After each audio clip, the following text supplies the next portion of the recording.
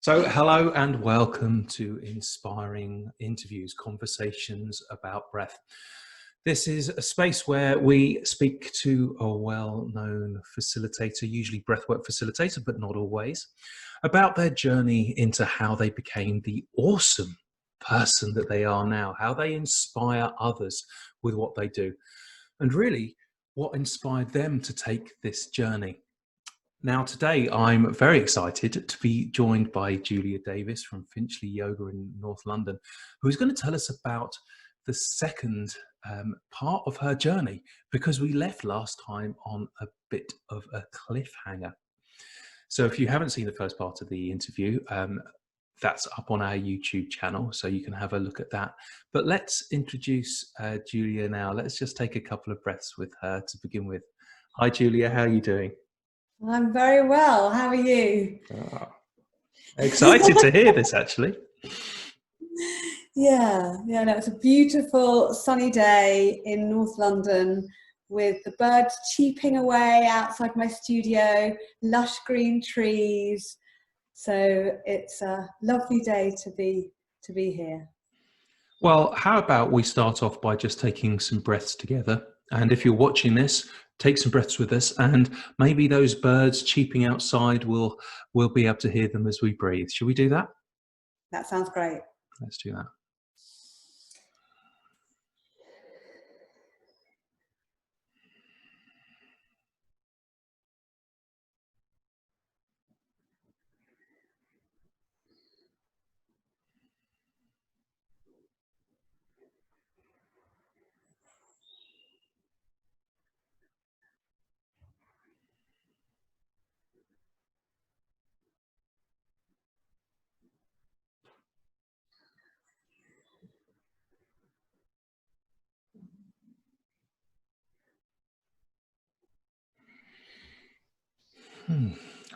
I heard the birds there.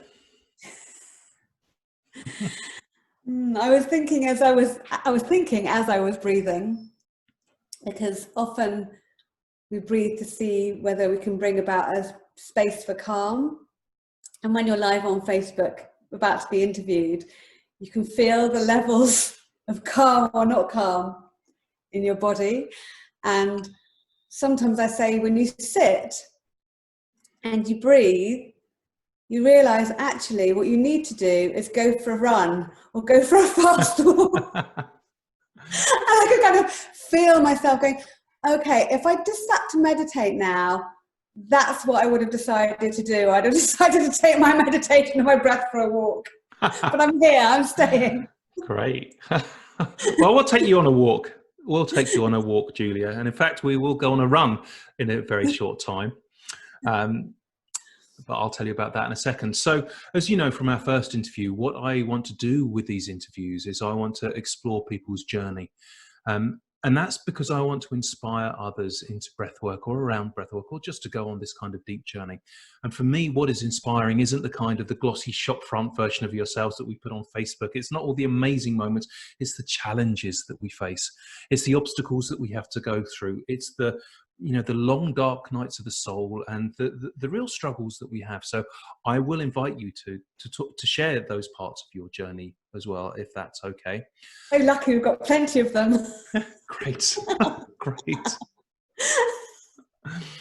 And I also like to hear about the people who have inspired you on your journey as well. So this is part two of our interviews, and this is actually the first time I have done a part two of an interview. I've got several people I've interviewed who we didn't manage to get their full story in, but you're the first person who's come back for a second time. So I think I would like to start off by giving you a couple of minutes, maybe 2 or 3 minutes, to go on a run through your life. From beginning to where we were, or from beginning to now? No, from beginning to where we left off. So basically everything that we covered in the last interview. If you could give a 2 or 3 minute walkthrough of everything that we kind of went through, including the good points and the bad points as well, that would be amazing. Are you ready to do that? Yes, I can. Okay, well, I might even give you a clock, actually. Okay. Okay. On your marks. Are you ready for your run? I'm ready for my run. All right. On your marks. Get set. Go. I'm 47, so I was born in 1974. I have a twin sister, an older brother. I was born and brought up in leafy northwest London. I loved music as a child. I was influenced by my brother, who made me laugh and cry in equal measure. My father, who's no longer with us, who was my biggest cheerleader, but also I had major battles with growing up. I went to an all-girls school from the age of 4 to the age of 18, which was a very safe container that gave me very little room to take the risks that I feel are often needed in childhood to get that muscle working so that you can try out new things. And I was extremely ill, unwell at the age of 18, which has affected my choices ever since. And I have made some big choices based on what my body's told me to do. Is that enough? Is that too much? You still have got another minute and a half to go, Julia. Okay, so when I had my first blip, that took me on my first journey towards yoga and breathing practices, learning a practice called autogenic training, which is very closely related to yoga nidra, at about the age of 20, and first starting to dabble in yoga and Tai Chi and aspects like that, and then settling on yoga as a practice that really grounded me and helped me feel that I was myself. Okay, we'll take that. Great job, great job. That was a very quick run. Thank you. And let's just talk about the people that you that inspired you. You mentioned your father, you mentioned your brother, but maybe let's just talk a little bit about the teachers who inspired you in your early 20s as well. Maybe you would just like to recall or remind us of who they were. So my first yoga teacher was Estelio Eugene, who is teaching to some extent still now. And she was a major influence on quite a few teachers. If you mention her name to a few yoga teachers in northwest London, then a number of us have been touched by her. And she introduced me to a practice of yoga that was more well recognized than the one that I practiced when I was at university. I kind of went for the lying down and taking yourself on a journey to loveliness at university, and I did a bit more physical asana with her. And then from her, when I started my teacher training, I trained with Liz Till and the British Wheel of Yoga, and she was is a really gentle, powerful woman. And I've come across quite a few gentle, powerful women through the yoga world. And she held a fascinating and supportive group of women through a 2.5-year journey of training to be yoga teachers. And she was very thorough in ensuring that we had a depth of knowledge. She was very warm, and she held the group of very diverse women, we were all women, really beautifully. And we were really a reflection of the diversity that there is in London. So we came from all different races, colours and creeds. We came from different age brackets, and we came from different backgrounds. I guess, you know, just different types of backgrounds. So very, very different parentage, different family situations. And the new words that have come into the parlance of yoga about it being body positive or having accessible yoga, those are two types of yoga that you can find now. Well, we were all completely different shapes and sizes to each other. We were all completely different creeds to each other. And so practicing together had us experiencing body positive, accessible yoga. So it's been strange to me coming into a world of yoga where that has to be named in order for it to be true. So yeah, that was a beautiful initiation.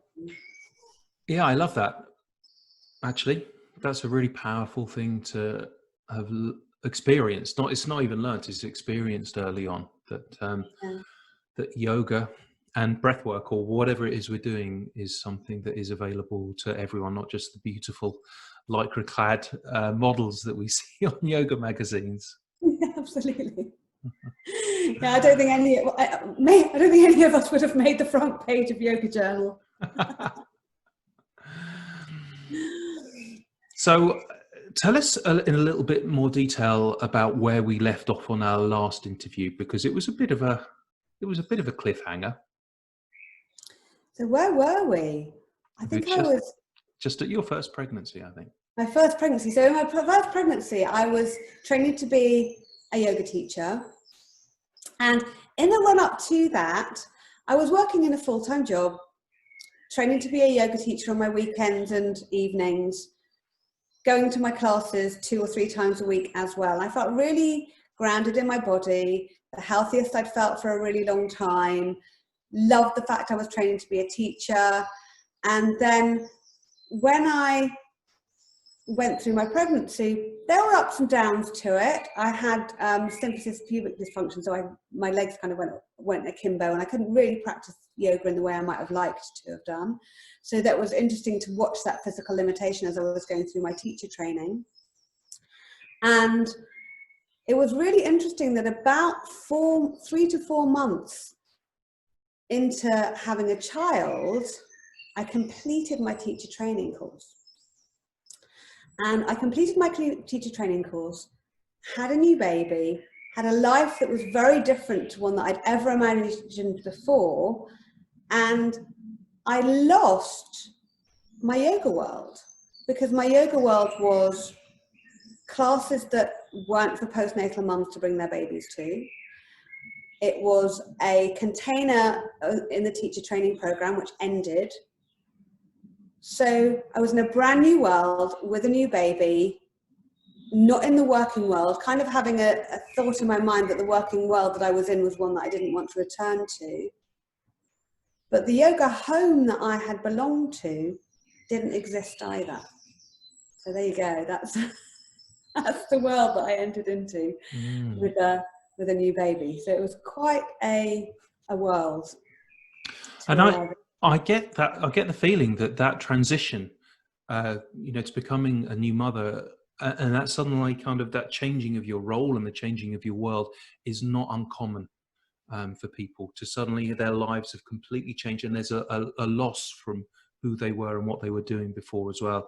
But for you, it sounds even more acute because you also lost your yoga community. So what was that like then? What was it like to be a new mother and to have that change?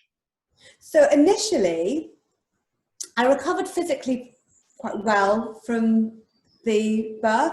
It took me a while, and I became the mother that I didn't expect myself to be, because I thought I would, I'd done all the lovely yogic preparation for birth and for having a baby. Both my sister and my sister-in-law and my mother had breastfed successfully, and my sister was continuing to do so. I think my sister-in-law was as well. So I was in a world with people who were having babies, and breastfeeding was so much of a challenge that the breastfeeding counsellor told me to stop.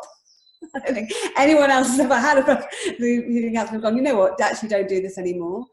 And so I became the kind of mother that I didn't expect to be. I wasn't the earth mother that I was expecting to be.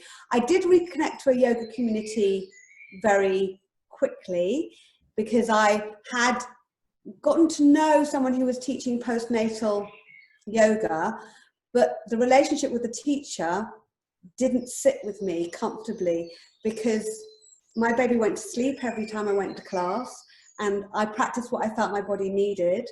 And the teacher who was teaching me didn't like that. She wanted me to do what the class was doing, and she felt that she was teaching a class and it needed to be this way. And she took me to one side after a class one day and told me that. And that made me not want to return to the one place that I had felt safe in. And postnatally, I just really, I knew my body, and I felt my body needed to do what it wanted to do. So if she told me to stand with my feet close together and I needed space between my feet, I gave myself space between my feet, because that's what my body needed. But what I did do in that class, I connected with somebody that I'm still friends with today, who lives around the corner, who's got a son the same age as my daughter. So that was a positive. I did teach some friends as well. I kind of would gather people together in the room I had upstairs, and we'd do some movement together with our babies, which was nice. And I did get to a point when I was doing a little bit of teaching friends in the daytime, and my eldest daughter was a very comfortable sleeper. She never slept in the daytime, but she slept all night from reasonably early on. And her bedroom was a tiny little room, and next to her bedroom was the place where I taught. And I taught in the evenings from 8 to 9:30 for about for at least 6 months, with her asleep in the next room. And to this day, I can't believe that I did that, because I've had my second child, and there's absolutely no way that would have happened with her. But I felt completely capable of teaching a class with a sleeping baby next door, knowing that she wouldn't wake up. I don't know what she never woke up during any of those classes. And that was a really lovely experience. But then when she got to about a year old, I went back to working in my old job, which I thought I wouldn't do. I gave them kind of, not an ultimatum, but I said to them, the only way I'll come back to work is if I can work from home 2 days a week. And I wanted them to say no. And what I would have loved to have had the strength of character to do was say, I'm not coming back to work at all. But they said, yes, that's fine. And that's the worst of both worlds for a mother, to be isolated at home with no contact really with the people at work. We didn't have Zoom in those days. Doing a job which was no longer interactive, because that was the only way I could work my 2 days a week, and then wanting to teach and practice yoga at the same time.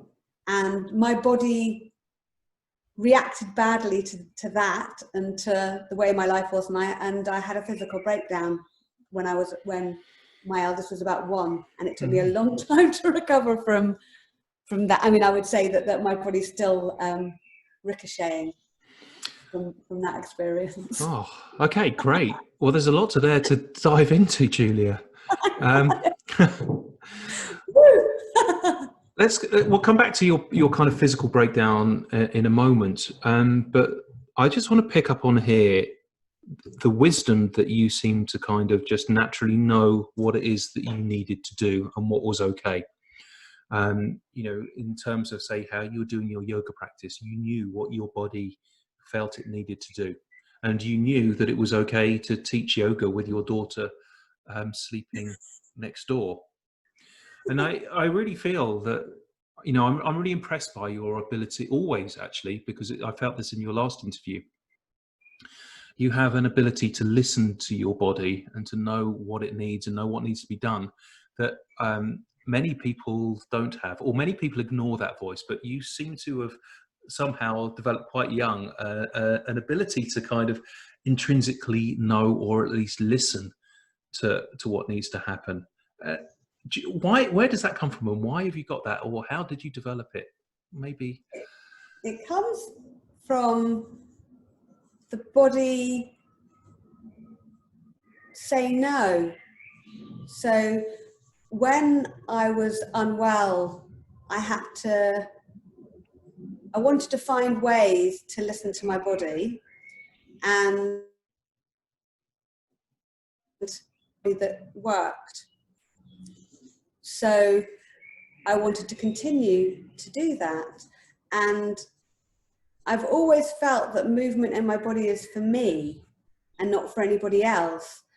And actually, I've learned that a lot of people move for other people. A lot of people do everything for other people, or they do. So I didn't really understand the concept of putting on a persona when you go somewhere, because I'm me and I don't know how to be anybody else.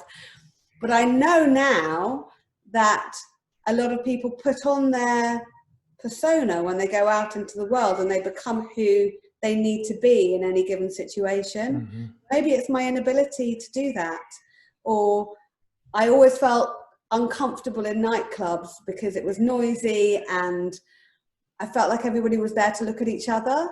And there was a club I used to go to when I was too young to go to nightclubs called the Whirligig, where the music was ambient and you moved the way you wanted to move.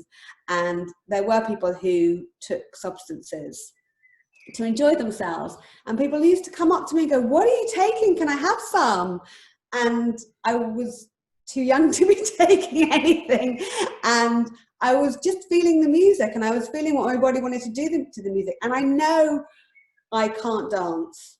Like, if you look at me when I dance, I'm not, like, actually the dance movements that have come about, those kind of free flow, the name can't come into my head now, but there's free flow dance music movement classes that have come in, and I can't, when I'm told, or move your body in a way that works with this, it doesn't. But if I'm in a space where there's music that I'm enjoying, and my body will just move and I'll like it, and I won't care that somebody else thinks that I'm moving stupidly. The reason why I'm moving is because the music's there to make me feel good. So maybe there's part of that. That's part of it.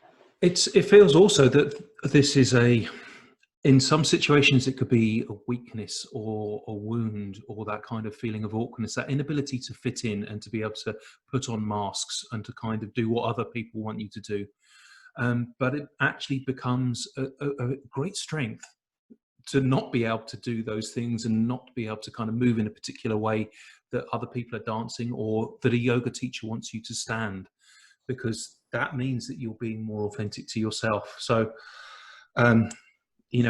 it just feels like that's for some people, if you feel that's, a problem or a difficulty that you don't fit in, or that you can't be like other people. But when I see you, Julia, and I see your journey, I see how that has become your strength. And that for me is really inspirational to see someone like that who might feel like a square peg and can't do it, but actually that makes them so much more authentic in terms of what they are and what they need. So I just want to recognize that that feels really special about you, actually. Thank you.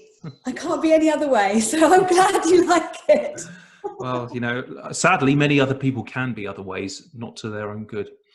I just want also to just check in on the bits that you mentioned as a young mother about not being the earth mother that you had imagined you would be, and not be the be able to breastfeed, because I know that there is so much, maybe not pressure, but so much kind of weight that many young mothers feel about living up to a particular ideal of what motherhood means to them. And I know that there is a huge amount of expectation, and it can come from other people, but it can also come internally. So maybe could you just maybe talk a little bit more about that, about maybe your experience of how you managed that experience, and if did it weigh on you, for instance? Did you feel a lot of self-judgment on that? I think it has affected some choices that I've made, because a lot of people had said to me, "Oh, the natural place for you to go off your teacher training is prenatal training and postnatal training." And I resisted that for a while. And I think maybe I resisted that for a while because I had 2 births which weren't in a birthing pool without any pain relief. They weren't in the books that I'd read about yoga. And then in my postnatal life, I didn't breastfeed. I didn't live the life that also I'd seen in the yoga books, or the things that I'd kind of recognized in the yoga world. And also I'd had my struggles with that. And then what I realized, as people started coming to me and continued to come to me for their yoga practice, and then were pregnant and postnatal, and I felt that I'd love to support them, and it has been a beautiful journey to do that. It was a place where I unpacked that, and I look now at my birth journey and think that's where I was, and that's what I needed. And it's allowed me to be very open in the way that I share yoga with pregnant mums, because I have taught people who have had natural births in birthing pools, who've had natural births not in birthing pools, who have had been given medication to speed up their birthing process and still managed to breathe through it, and everything in between. And I've also had my birth experience, which belongs to me. And you can empower other people to feel that they're experiencing a birthing journey that's okay for them, whatever situation that they have. And I've always had a really strong belief that whatever it is, it is. And people have taught me things. So I have taught yoga nidra practices where you go through the body of the mother and the body of the child. And then I've had women in my classes saying, well, I know actually that the body of my child doesn't have 5 fingers and 5 toes. So that's made me rethink, well, how do I share that yoga nidra? Because there's somebody in my class who hasn't got a baby who's got 5 fingers and 5 toes. So how do I support them? And how do I support them in the context of the people that they're with?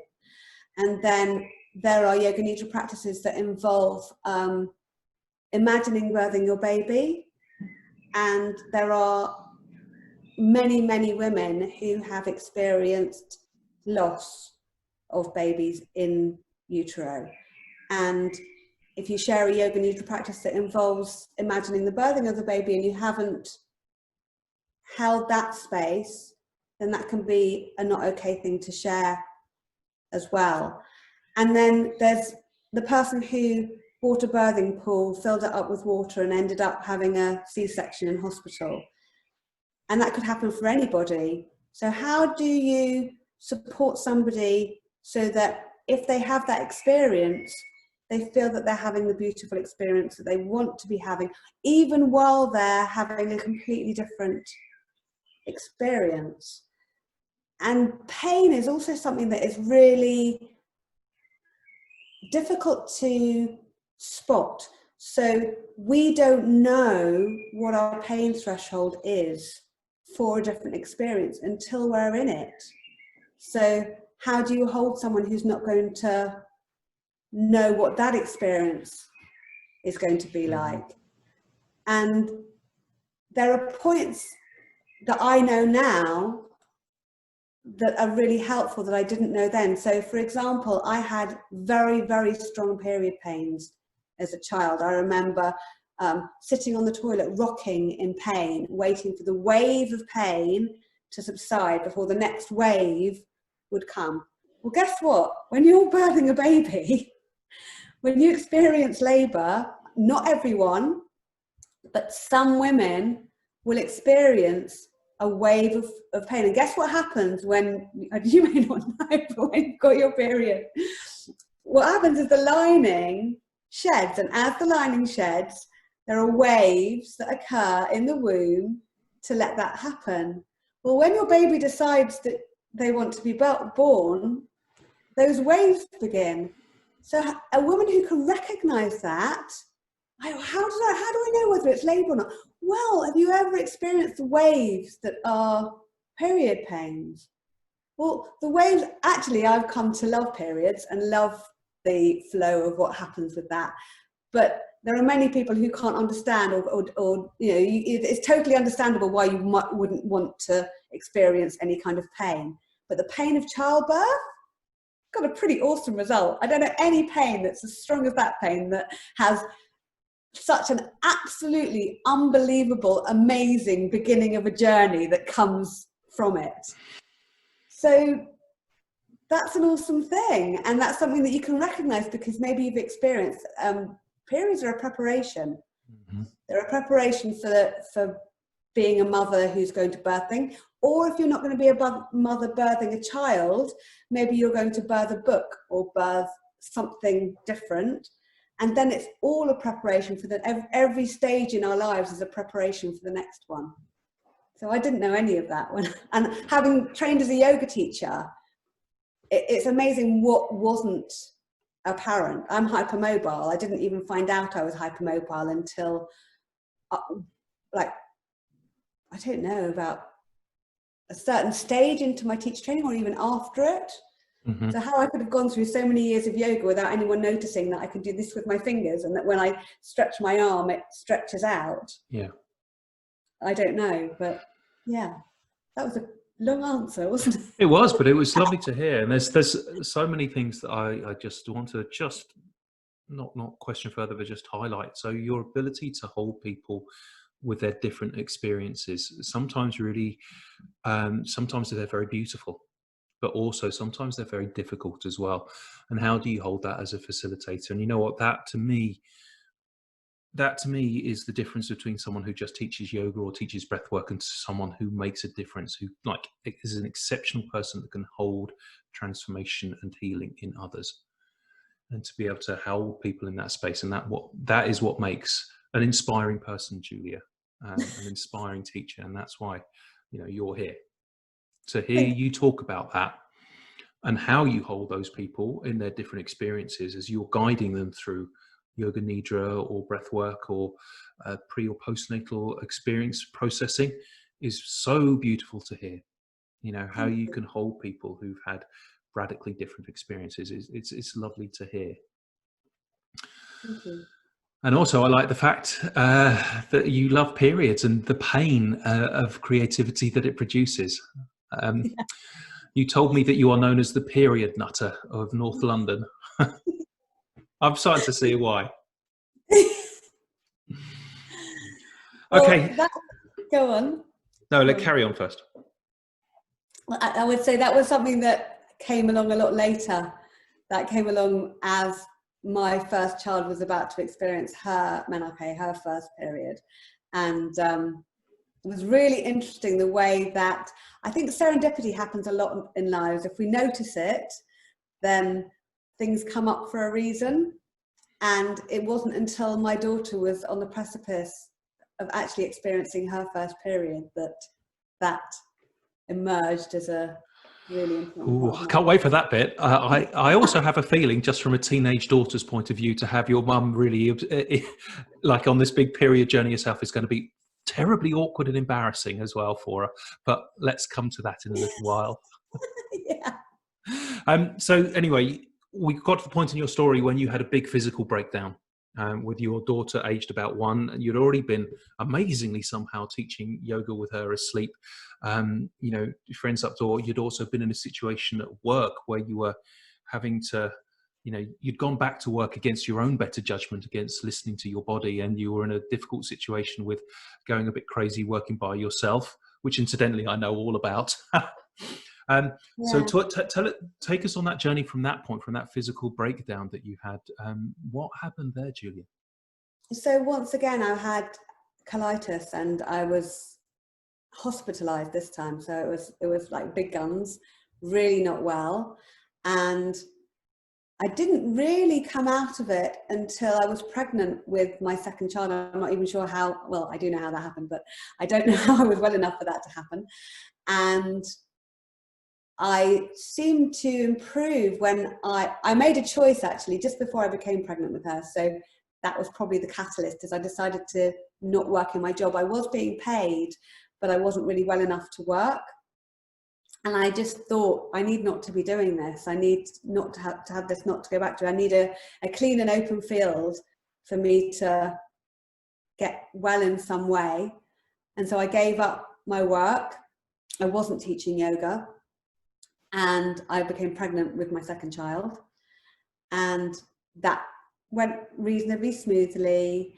And I attended, I can't remember actually whether isn't that awful? I can't remember whether I attended pregnancy yoga classes, but I do know that I attended postnatal classes with the most beautiful, kind, supportive, wonderful woman. Jill, talking about you. Jill Miller. And she brought me back into my love of yoga. She brought me back into my love of the miracle of life. My second child was very, very jolly and fabulous and was sick most of the time and awake most of the time. I remember when she started nursery at 2.5, celebrating the fact that she'd woken up at 5 o'clock in the morning. I was just really unbelievably delighted that we'd had that much sleep. at night. So that was a journey. I didn't know what I'd be like when I had children, but when I had them, I felt that they were this gift to me, and I wanted to be there for the journey with them. And I didn't like the idea of them being with people that weren't me, if they weren't close family, and that wasn't an option. So I wanted to be there with them. So my life with very young children was me full time with them. And it got to the stage where my second child was at nursery, and somehow somebody who I was with at nursery talked about yoga. I think I'd gone back to attending some classes, but it wasn't easy because I was with the kids all day, and that's very physically demanding. It's very physically demanding to have very young children. You do a lot of weightlifting with young children. I still wasn't quite myself wellness-wise, and what I really needed in the evening was adult company and sleep. So, but somebody did come to me, and I think once Rosie had started nursery, once my second child had started nursery, there was some space for me. And there was some space for me to do my own practice, so there was space for me to share that practice with others. And I didn't really think beyond what it would be like to do anything other than share yoga. I don't know why that was the case, but I did, and I still had the same passion for it. And I think I'd always made sure that I'd done some kind of keeping up with my teaching qualification. And I knew that if I was capable of doing any kind of physical practice, the yoga was what I wanted to do. And I think I'd always maintained my personal yoga nidra type relaxation, looking after my body in that way practice. So I kind of slowly came back into the yoga world, but I noticed big things, like I could go to a yoga class until my youngest could crawl, but there was nothing in the daytime for a mother with their child for that gap. I can totally understand why there still isn't very much now, because you need a lot of space and time, and you need people who are confident with both. But it was an interesting time, and yoga was always my home, and so I slowly made my way back there. I can't hear you. You slowly made your way back home. Yeah. That's all we're doing, really, as Ramdas says. Okay, just very quickly, could you tell us about colitis and being hospitalized? Just very quickly tell us about what that physically was like as an experience. It's very scary. Very scary. Yeah, I think it was physically a not okay experience, and I've experienced it more than once. And yeah, the main thing is it doesn't feel okay. It feels like the body's experiencing something that is out of your control. And I've always had a big question mark. Why? Because all the practices around wellness that people come to because they've experienced something that has caused them to be unwell are in my life anyway. So, you know, you could say, oh, you had a very stressful life, but look at your diet. What do you eat? I eat a diet that I love, and actually the more nutritious it looks, possibly the less kind it feels in my gut. So I don't eat junk food and white food, but that, you know, eating that kind of food isn't necessarily worth for my gut. You know, it hasn't made that huge difference. I've looked into, you know, there's ways and means. There's lots of ways that are suggested in the Western world and in the Eastern tradition to look after the gut that don't necessarily or haven't supported mine. So that's a challenge when you're faced with that, when you're faced with knowing that you know how to breathe in a way that calms the nervous system, you know how to move in a way that makes your body feel good. There's all these things that you know that you can work with, but then there's still a part of you that breaks down. Mm-hmm. And especially there's a big conversation around only teach what you practice, sure, but you know, you should only be a teacher if you are an example of that wellness that you'd love for other people to experience.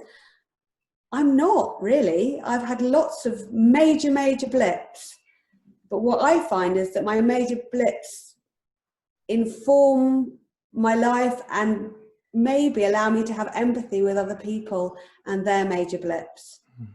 So, yeah. Well, that's inspiring as well, Julia. You know, we are human. You know, yoga teachers, breathwork facilitators, and that should only ever enhance our relate. You know, how people relate to us. So, I really resonate with that. That inspires me. And you just mentioned Jill there, who helps inspire you back to your home, if you like. Should we just tell us very quickly about her, and then we'll take a breath with her to acknowledge and thank her.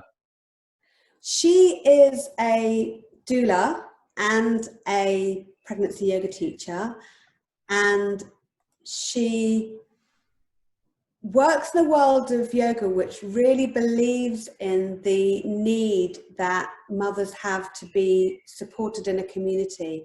So her classes were always much more than simply the yoga. They were spaces where we could be held and supported as women, and she's really well placed to teach in the world of pre and postnatal yoga because she has such a passion and such a beautiful way of supporting women in that particular part of their lives. Should we have a breath with her? Yeah.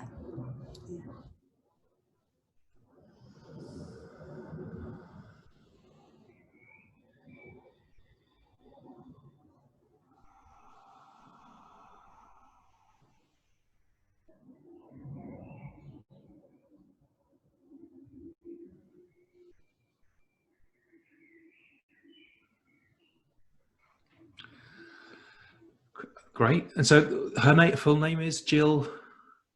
Jill Miller. Jill Miller, yeah. She does have a middle name, like a second name, but it's quite hard to pronounce. But if you want to find her, she's Yoga Birth. So if you look for Jill Miller in Yoga Birth, she's there. Okay. Perhaps we'll pop her contact details down at the bottom and on the comments after this as well. Okay. So there you are, having had quite an interesting journey to becoming a mother and to coming back to yoga. You've had deep physical experiences of it not being right, I think is the phrase that you use. It's not okay. And your journey from a traditional kind of work environment to deciding that yoga is where you're going to be.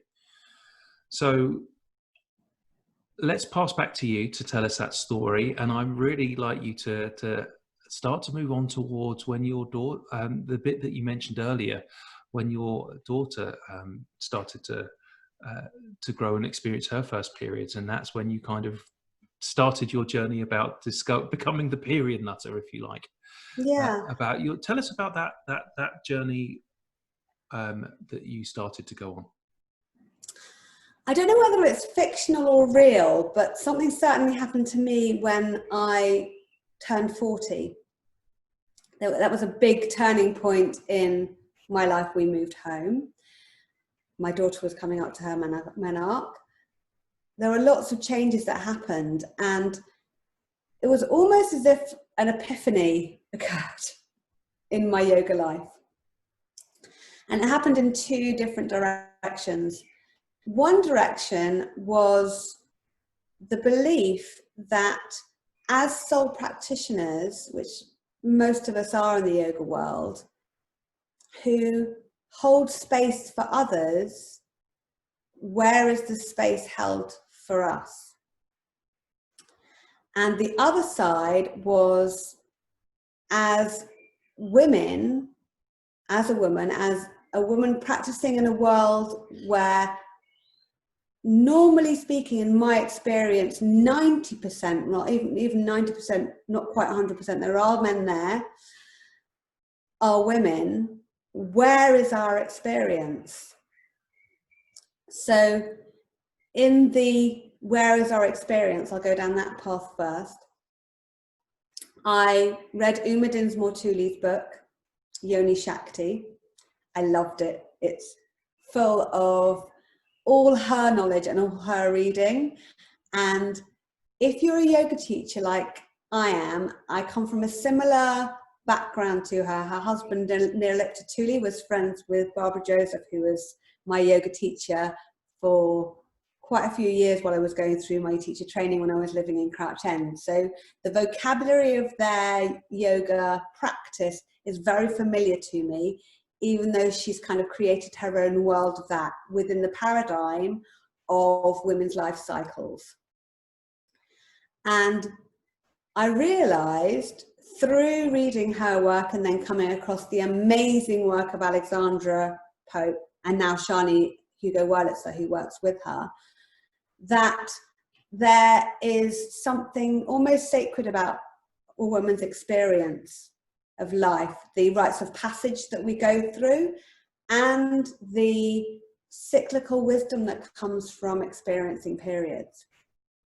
And actually, as I was reading Uma's book, I used to take the pill, and I took the pill because I'd experienced very, very painful periods as a teenager. I described what it was like to you to some extent.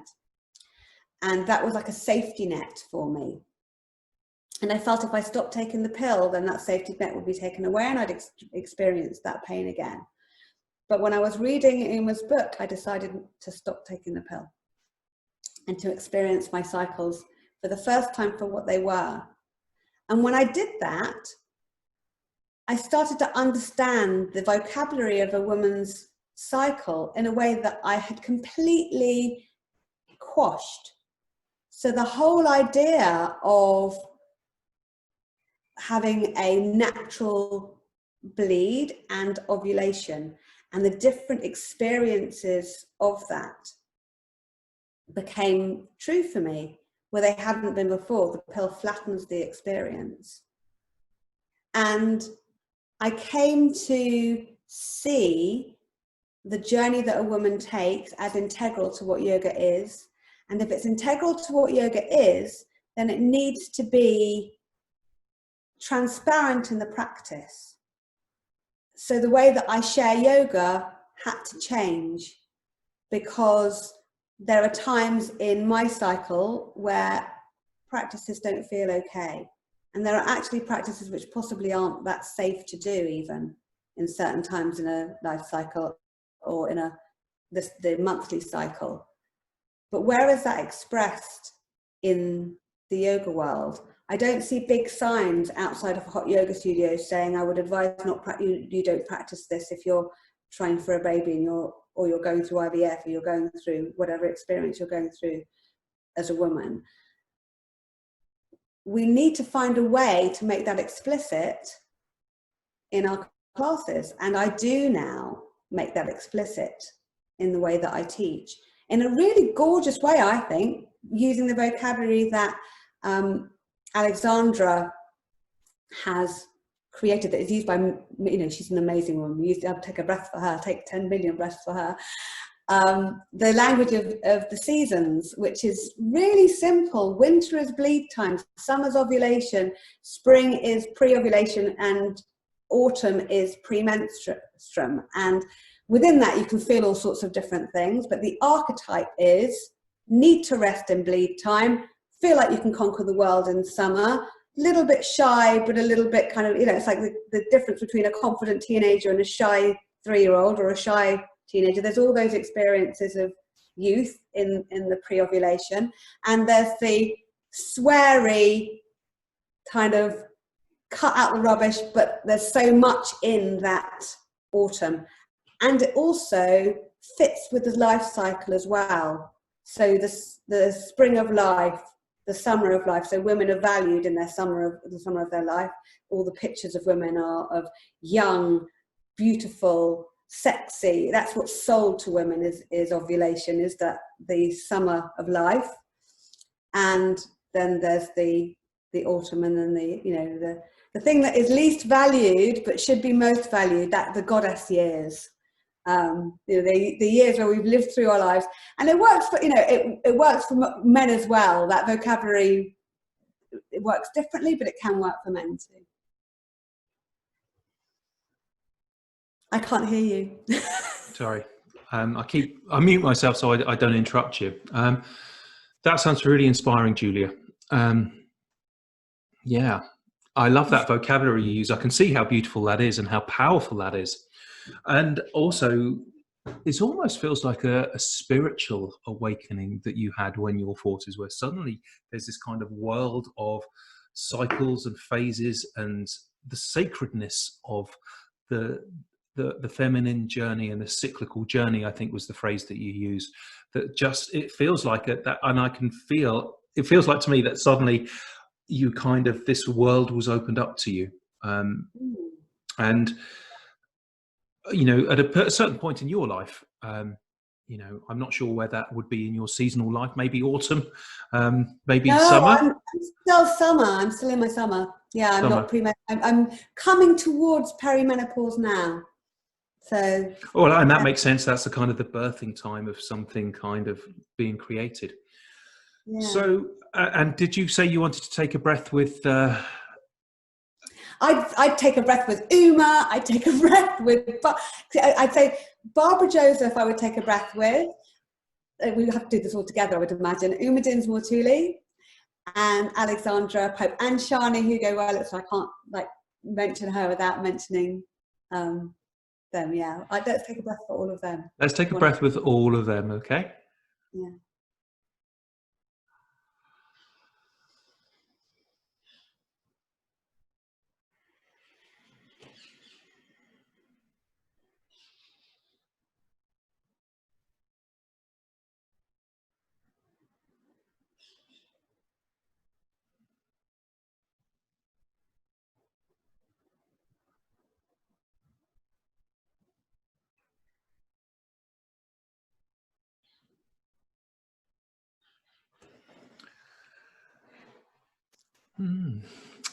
Thank you for bringing them in.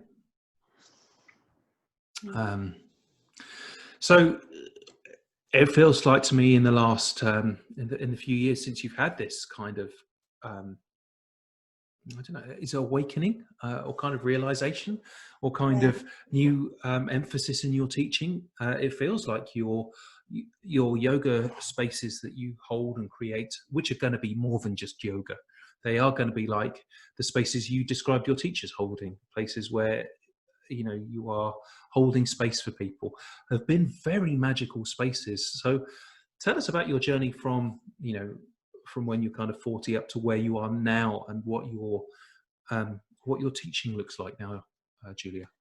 So one of the things that was really important to me when I did my women's health yoga training with Uma, I remember talking to her about holding space for women. I had women that were going through really tricky times, and I wanted to talk to how I could hold them through their experience. And what I came to the realization of was that I needed holding too. And I couldn't see a place in yoga where that was done. So my experience of people who work in therapeutic paradigms is that there's a level of support there. Teachers have some kind of support network. Therapists have support networks that are actually, they have to go to. It is, they don't keep their qualification if they don't do that. Yoga teachers have to make sure that they keep a level of training in, but we're not lawyers, we're not accountants, we are space holders. And even if you choose not to practice yoga in a space holding way, you tend to find yourself holding space for others. So who's holding our space? And I set up Yoga Teachers Forum to aim to create some place for space holding and giving teachers a place to be with each other and feel that they're part of a community. And it feels really important to me that that is completely inclusive. So I don't care whether you've gone to India for a week and you come out and you decided to teach yoga, or whether you've been teaching yoga and sharing it and you've got your guru that supports you, or however you've come into a place of yoga. I would love it for all teachers to feel that they could be held and supported in what they want to do. Also, I think the world of yoga looks very different from the outside to the world that it is on the inside. So the world that people see in the pictures that are created around yoga are very different to the lived experience of most teachers. So how can that become more transparent and more real? And that's become something that is really important to me, to allow the yoga community to grow in a way that is supportive of the people that are holding spaces, and for us to understand what it means to hold spaces. So a question that I'm often asked is, what is the difference between yoga and Pilates? I'm not a Pilates aficionado. I've been to a few classes to see what it is, but I'm pretty sure people go to a Pilates class because they want to strengthen their core, and it's a very physical choice that they're making for their bodies. But stepping into a yoga class feels different for me, and certainly the way that I teach. So we teach strong physical practices to help us to get a strong emotional core. We teach and we share releasing practices and quieting practices to give us that space and time not to be reactive, and to learn to forgive ourselves and to connect to our heart and what our heart wants for us. So if that is a description of what yoga could be, then as yoga practitioners and as space holders, it's quite helpful to be held by others in doing that. Yes. Oh, yes, it is. I can definitely say yes to that. That's a beautiful description. A beautiful description, Julia, of some of the things that you do now, and how you hold space for other space holders as well. Yeah. I would love, the world that I would love to see is an inclusive world where anyone who feels that their heart calls them to share practices that will enrich the lives of others wish to, and for those people who choose to do that, to be held themselves so that they know how to fill their well before they give out all their water to others. That is a beautiful call to arms, Julia. Can you just say that again for me? Say that again. I don't know whether I can, but what I see is a world where people who choose to share something that is powerful for them can do that with the support mechanism in place for them, so that they feel full enough to do so, and so that it doesn't deplete them, so that our space holders are held. Perfect. Okay, well, we've been going for an hour almost now, and before we start to wrap up, I just want to acknowledge the elephant in the room here, which is me. I'm a guy, I'm a male, and a lot of what you've been talking about is very, on the surface, is very feminine based, although, when you look deeper, it's not. So I maybe just like, maybe you could touch on about the masculine's place in this, or the dance of the masculine and the feminine, or how men feature in what you do. Let's give a bit of a space to that here as well.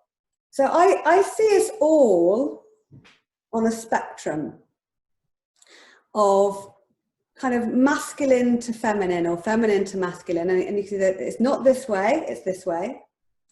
And in our sexual orientation, there's every pathway. There's the extreme masculine to the extreme feminine and everything in between. I can't talk to everything. I talk to my experience, but that's kind of the way I see the world. And in ourselves, we've also got a whole spectrum, and you can call it yin, yang, Shiva, Shakti, masculine, feminine, but it's actually the out in the world and the quiet and the different experiences that we have. So, for instance, when I use the language of the cycles in my classes and there are men in the room, well, they know when they feel out there and ready, sexy, gorgeous. They know when they want to close the doors and be quiet. So the vocabulary is the same. It doesn't matter what orientation you have. The container of yoga that's safe for women is a container that's yoga safe for men. There are practices that are uncomfortable for women to do in certain circumstances. So there's possibly more freedom in the male body to do practices at all sorts of times, but there's nothing that would prevent it being a space for all. There are times, I believe quite strongly, where a safe container for men to be together is helpful. A safe container for women to be together is helpful. A safe container for people who don't identify as either is, or both, is helpful. And a container for everybody to feel happy. So there was, somebody mentioned something about not feeling welcome in a space where the language was female centric in a yoga room. Welcome to, welcome to women, the only woman in the boardroom. But there are people who are like, well, why is the language here?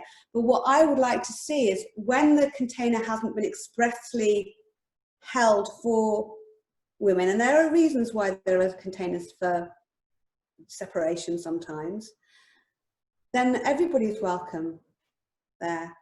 There are practices that I'm less likely to share when there's a man in the space, but that's really because maybe I want to make sure that that space feels like a safer container for the practices that we're sharing. So there are practices which are maybe on the kind of tantric spectrum that can feel much more easy in a space which are held for people who don't have, when there isn't a charge in the room.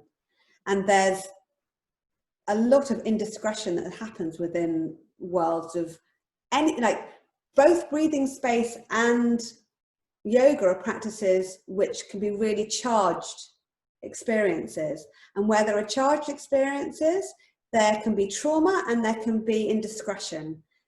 And it is our job as space holders to ensure that where there are ad reactions, we know how to hold the ad reactions, and that we always intend to create as safe and contained a space for those who we are holding that space for as we can. What a beautiful explanation. That was great. And what I'm getting from that is it's all about how to make a safe, well-held, welcoming space for people. And whether it's a single sex or, a mixed space or something in between or something completely separate, it is all about making a space where people can be held in safety and in welcome. Okay, beautiful. And maybe tell us, so what have you been working on recently to in this period of lockdown? Where are you at the moment? And what have you been doing at the moment? So I have, as maybe all of us have, I found this world a really challenging world to adapt to. In the yoga world, I created the Teachers Forum a while ago, and we've always had Wednesday afternoon gatherings once a month where somebody who has a passion for a certain aspect of yoga comes to share, in a shared space of anyone who sees themselves as a yoga teacher in any way. So everybody is welcome who views themselves in that way. And very, very early on, I closed my studio before everything was closed in the UK. There was a teachers forum coming up in March, and I immediately said, can we go online with this? And we did. And we slightly changed the topic of it so that it fitted with the discombobulation of the times. And we gathered in that space. And we've always raised money for shelter on the Wednesday afternoons, and we raised lots of money for shelter, which is great. And we've continued with those monthly forums. So the last one that we held, I'm trying to think, was a breath one. It was a breath one. I go fishing with you.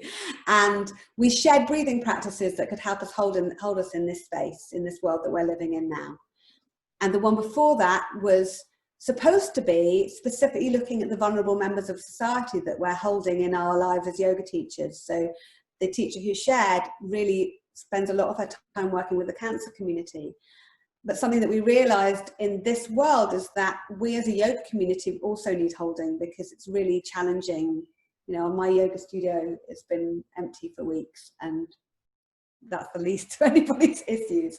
So it's been a really lovely container, and actually Zoom has worked for us in that paradigm, that space for sharing practice, but also shared experience. I found that being in the now has been a really challenging experience for me as a space holder. I love holding space physically with people being in a room with me.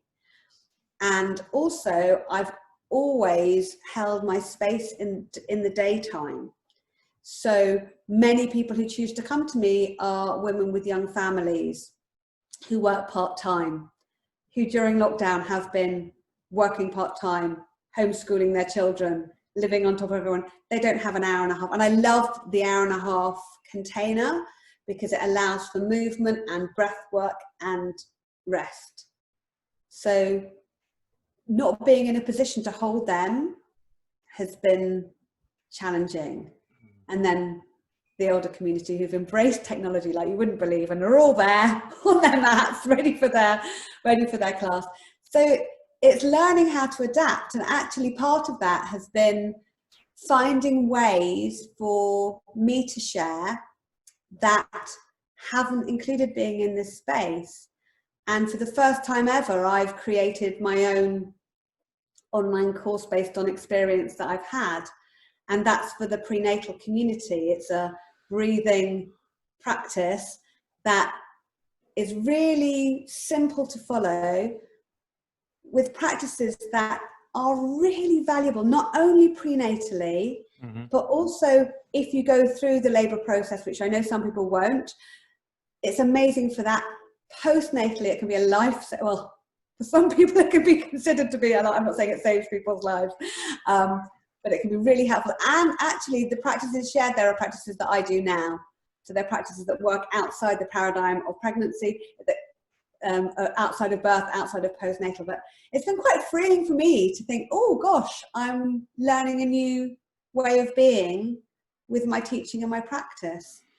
So yeah, okay. I've got teenage kids at home and a husband at home and a dog and a cat. and also I'm the sandwich generation. So we experienced quite a lot of turmoil around our elders. And supporting our elders in this time. So you do experience something that is particular when you have the elder generation, the younger generation, and then you're in the middle. Okay, that has been for many in my head, lockdown is a time of kind of pulling back and reflection and just being still and quiet. But for me, it hasn't been that experience, and it sounds like it hasn't been that experience with you. It's been really living in the moment and creating and doing and making stuff and being really present with what needs to happen with the older generation on their yoga mats, or supporting the you know other mothers and people who need that as well. So yeah, and also as a human being, I went through really common experiences, fight and flight, and the needing to do, and then the realization of needing to look after myself before I could look after others. I've been through that whole wave, and I still am going through that whole wave of experience, and the whole how I live my life with that, and watching myself, watching the world, and the tenets that come with that. They kind of, gosh, am I judging other people? Am I being judged by others? There's kind of a lens that comes with this.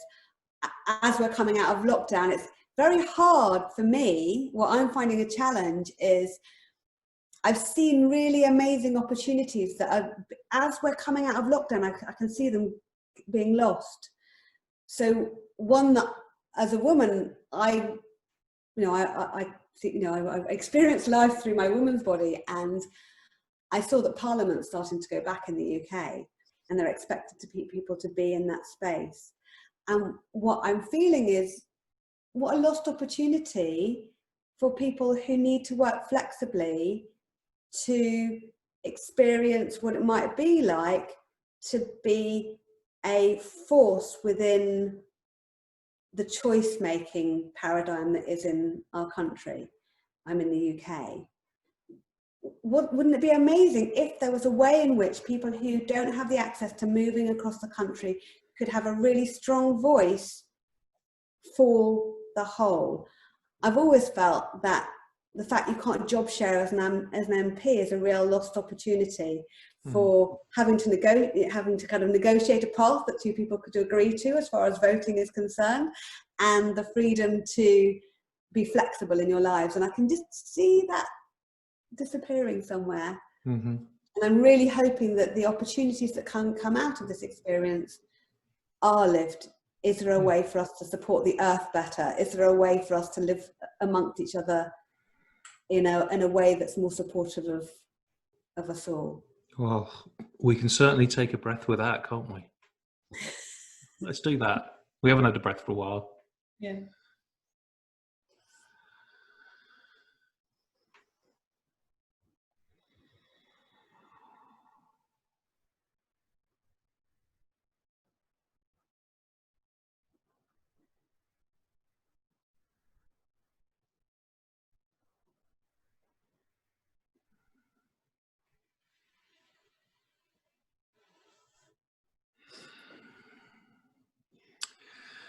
So you mentioned it briefly, but you're just about to release a prenatal breathing course, which is a breathwork facilitator, is obviously right up my alley. Tell us a little bit more about that.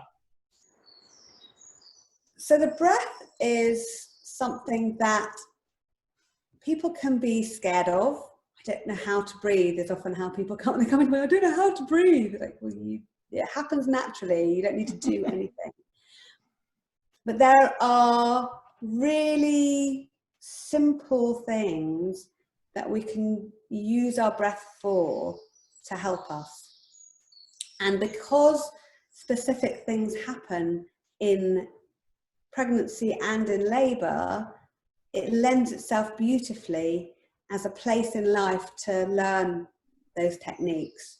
And they can be used in a really powerful way during labour. They're a tool set that works really, really beautifully. So I created this course so that those tools would be really easy to access and easy to follow, and also to choose from. So often when we practice something together in a group, we practice it and then we check in afterwards. How did you find that? And if the answer is, it didn't really work for me, then you park it for a moment and you don't use that. But if it's like, oh, wow, it did work for me, then you use it. And doing any of these practices with 5 breaths can make a massive, massive difference. And I would always encourage people with these practices to take 5 breaths in that way.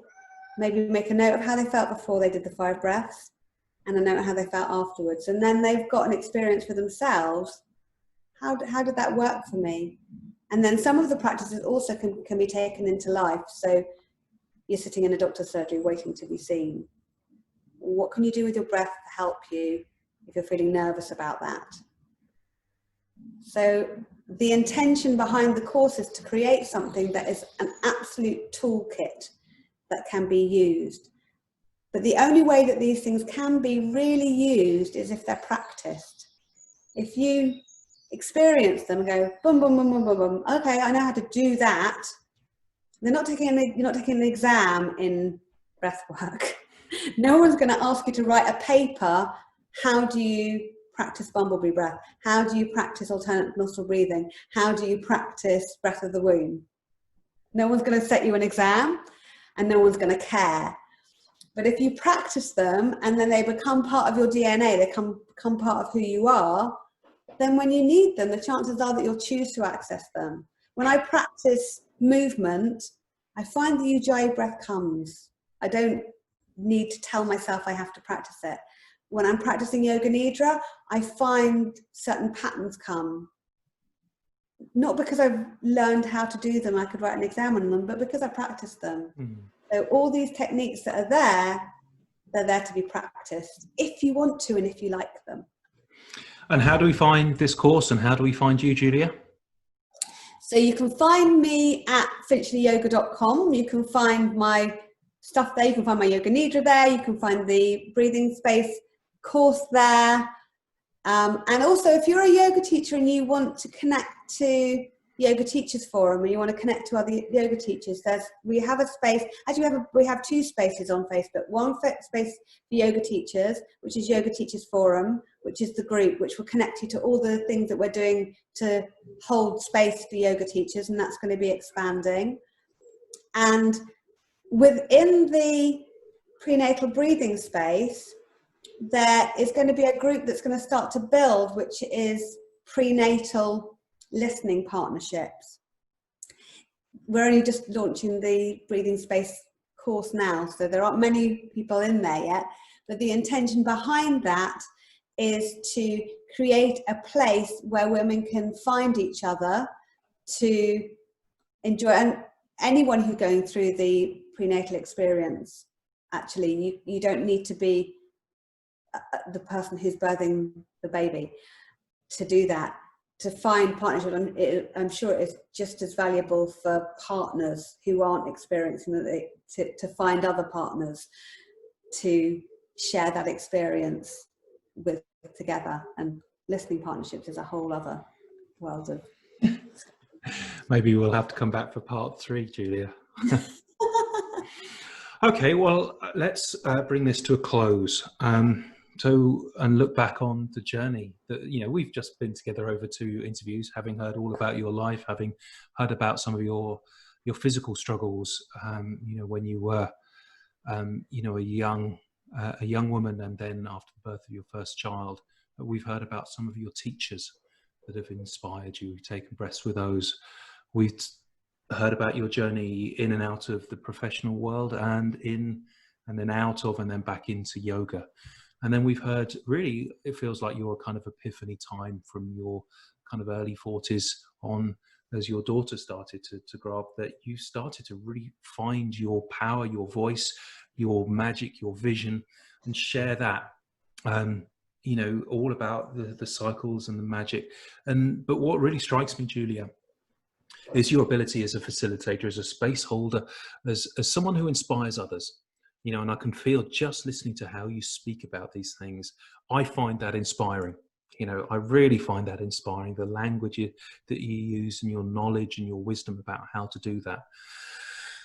So it's been a real pleasure having you on and getting to know you over the course of these 2 interviews. I've learned a lot. I've learned a lot that's informed me and my practice as well. So from a personal level, thank you so much for that. And I hope that other people have found these interviews as well. And if they haven't, well, I have, so I don't care. So let's just finish off with, there's 2 things I'd like to just finish off with.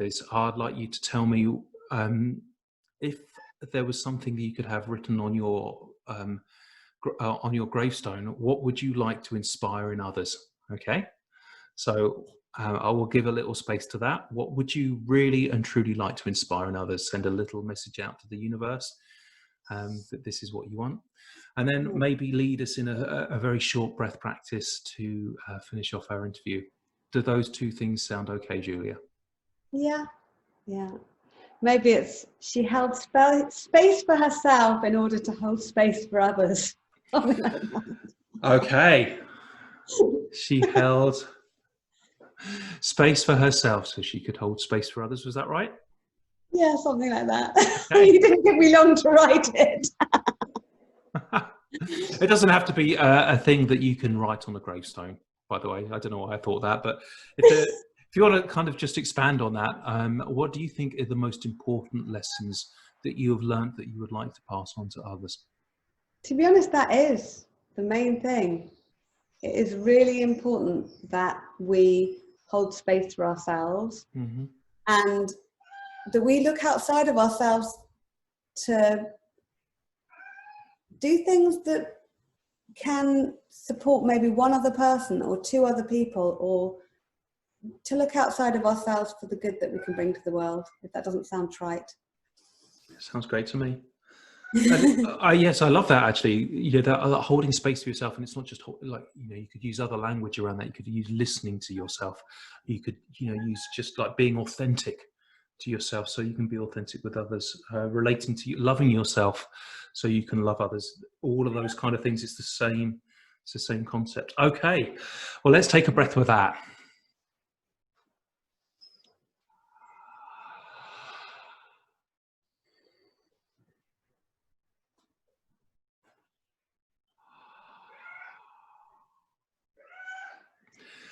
And so, as we are here inspiring around breath, Julia, would you like to lead us in a final breathwork practice to finish off our journey together?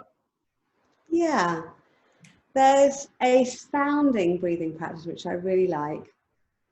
You can do it all sorts of ways, but it's nice to pare it down to something that is really simple.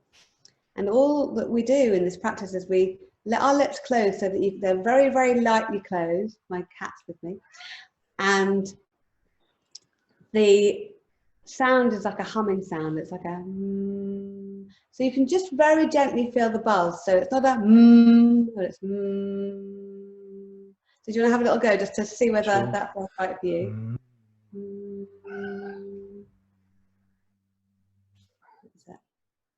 Okay, and what happens when we do that is that the sound is as long as our breath wants it to be.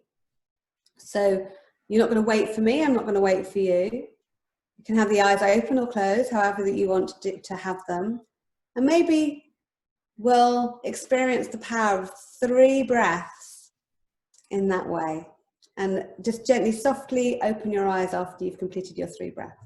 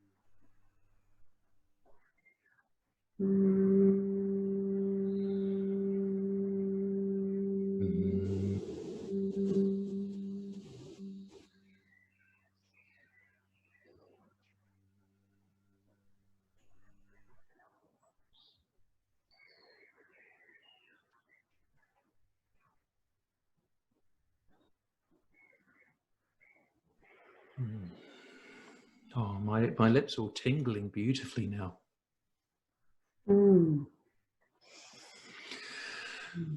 Well, Julia Davis of Finchley Yoga, creator of Prenatal Breathing Space.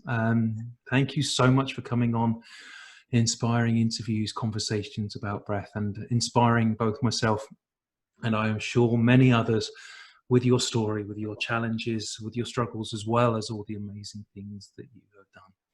Thank you very much. You're really welcome. It's been a pleasure to be with you, Benedict.